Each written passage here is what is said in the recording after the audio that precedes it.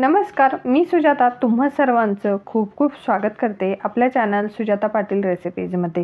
आज मी 1 वाटी वाटाणा आणि 1 वाटी बेसन पीठपासून अगदी भन्नाट अशी नाश्ता रेसिपी किंवा मुलांना स्कूलला पण आपण टिफिनमध्ये देऊ शकतो। तर चला मग आपण रेसिपी बघूया।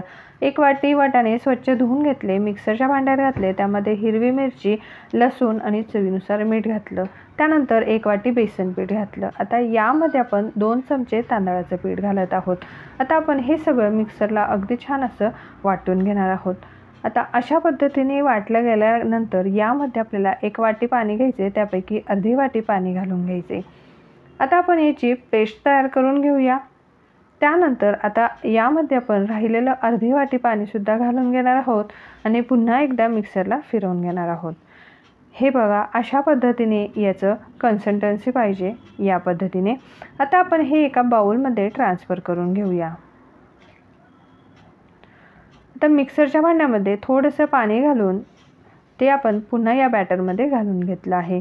आता हे सगळं व्यवस्थित मिक्स करूया। यामध्ये राहिलेले जिन्नस घालूया। याची कन्सिस्टन्सी तुम्ही बघू शकताय, अशा पद्धतीने पाहिजे। तर इथे मी एक छोट्या आकाराचा कांदा कट करून घेतलेला घातला, हिरवीगार कोथिंबीर घातली, त्यानंतर इथे ओवा घातला 1 चमचा, 1 चमचा तीळ घातली आणि हे सगळं आपल्याला अगदी व्यवस्थित मिक्स करून घ्यायचं आहे। आता यामध्ये तुम्ही आवडीनुसार मिरची पावडरसुद्धा घालू शकतात। इथे मी हिरवी मिरची वापरली, त्यामुळे मिरची पावडर घातली नाही आहे। आता हे सगळं व्यवस्थित मिक्स झाल्यानंतर आपण गॅसवरती एक तवा गरम करायला ठेवायचे, त्यावरती तेल घालायचं, थोडीशी मोहरी घालायची, मोहरी तडतडली की लगेचच जिरं घालायचे आणि हे सगळं व्यवस्थित ब्रशने किंवा चमच्याच्या मदतीने असं पसरवून घ्यायचं आहे। आता ह्या बॅटरला व्यवस्थित तळापासून ढवळून घ्यायचं आणि अशा पद्धतीने पसरवून घालून घ्यायचं आहे। जेवढं शक्य होईल तेवढं पसरवायचं आणि पसरवून झालं की लगेचच यावरती आपल्याला झाकण ठेवून आपल्याला एक बाजू जवळपास 2 ते 3 मिनिटं चांगली शिजवून घ्यायची आहे। तुम्ही बघू शकताय त्याला अगदी छान अशी जाळी पडते। आपण यामध्ये सोडा, इनो, दही काही घातलं नाही तरीसुद्धा अगदी छान अशी जाळी पडते। आता बघा, एक बाजू पूर्ण शिजवून झाली, तर यावरती आपण इथे 1-2 चमचे तेल घालून घेत आहोत। यानंतर आपल्याला ह्याची बाजू पलटी करून घ्यायची। इथे बघू शकताय तुम्ही, अशा पद्धतीने खुरपीच्या किंवा उलथणीच्या मदतीने आपण याची बाजू पलटी करून घेऊया। अगदी सहज लगेचच बाजू पलटी होते। तर इथे बघू शकताय अगदी छान असा हा कलर आलेला आहे। तर दुसऱ्या बाजूला सुद्धा आपण मस्त तेल लावून आणि दोन्ही बाजूने खरपूस भाजून घेणार आहोत।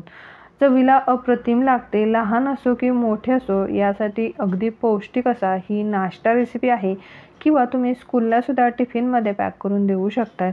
अगदी घरात भाजीला नसेल किंवा मुलं काही आवडीने खात नसतील, तर तुम्ही असं अगदी 5च मिनिटात बनणारा हा पदार्थ बनवून मुलांना तुम्ही टिफिनला सुद्धा देऊ शकतात। तर आता आपण हे एका प्लेटमध्ये काढून घेणार आहोत।